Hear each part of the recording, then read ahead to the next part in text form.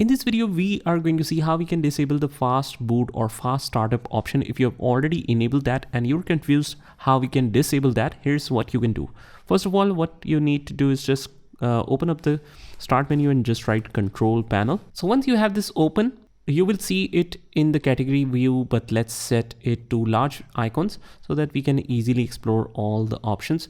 Here we see this power options. Just click on this one and it shows you this couple of options on our left. Choose what the power button does. Let's click here, and under the shutdown settings, you will see the start or fast startup option is enabled. You can just uncheck it from here.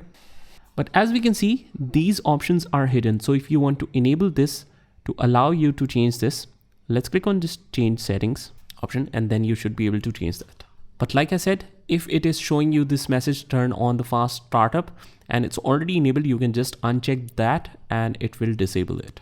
Now, if you don't see this option, like I cannot see it right here, that means that your system either doesn't support that or it's not already enabled. So that's how you can quickly disable the option of fast startup in Windows 11 computer. Just try this by yourself and I will see you in the next one.